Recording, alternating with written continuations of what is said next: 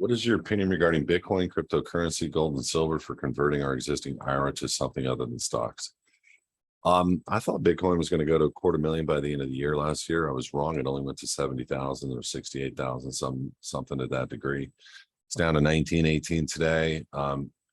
In my opinion, it's a controlled currency at this point. In my opinion, it's got zero use case, meaning there's two types of cryptos. There's a crypto that has a product behind it, if you will, that brings a value on top of just being a coin.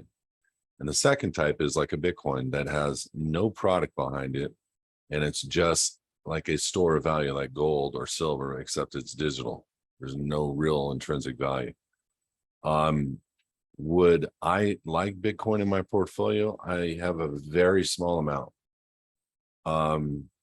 Very small amount, and it's only because I don't believe the story that's behind it. I don't believe that some Chinese guy named Hero whatever made this coin, kept 10% for himself, and now the coin's going rampant. I just don't believe that. I think it's a CIA op, period.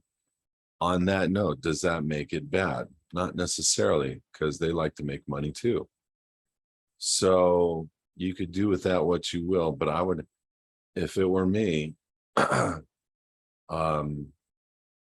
did screw up on Bitcoin. I could have bought $30,000 worth of Bitcoin when it was $5 a coin. And I said, nah, I want something tangible in my hands. So I bought dinar. And if I'd have done it, at one point, my net worth would have been 350 million. So I screwed up. But once I discovered XRP and the fact that XRP is the banker's coin, I swore I'd never screw up again. I spent, when it was down to 22 cents, I spent 2 days acquiring it and sheltering it, doing nothing else.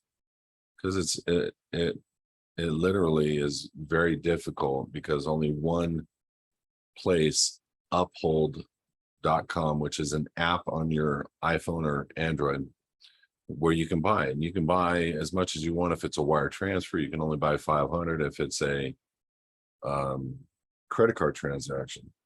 But if you're going to do it, you got to do it on Uphold. They get cash, and then you got to pull it off and put it on your hard wallet. Never, ever, ever leave money on these exchanges. There's a couple of exchanges that have gone out of business. And I have multiple friends that have had their money stolen on exchanges. Exchanges go out of business and they're in Chapter 13 default, and they lost 200,000 in cryptos. 200,000 in crypto today is, I'm not exaggerating, 7 billion in the future. So it's a big hit. So remember something, there's $1 trillion, if not more, in fiat currencies that are going to get crushed and pushed into cryptocurrency in the next 2 to 3 years. I'm going to prove that fact tonight. And the most beautiful part about it, there's only 2 companies that are ISO 20022 compliant. One is XRP and one is XLM. And this is a list of countries and their exact date when they're moving into the digital realm. One is SWIFT, one is the European Bank. 60% of all money in Asia is moving through XRP right now. But the reason why I say that is SWIFT can't go to, they're completely dumping their old system next year. SWIFT, the old way to move money internationally. SWIFT had to have adopted either XRP or XLM to be able to do that flip, because these are all ISO 20022 compliant countries that are developing FedCoin, developing these digital currencies that have to move and transact through SWIFT, through a ledger, because SWIFT doesn't have it, XRP does.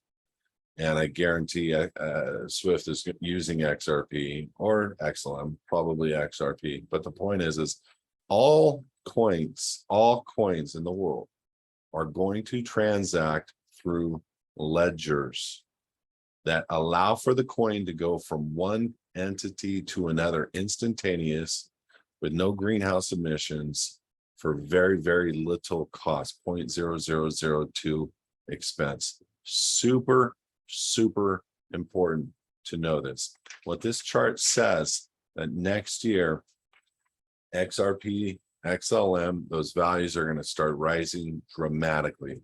And I'm going to explain how and why on the VIP show tonight.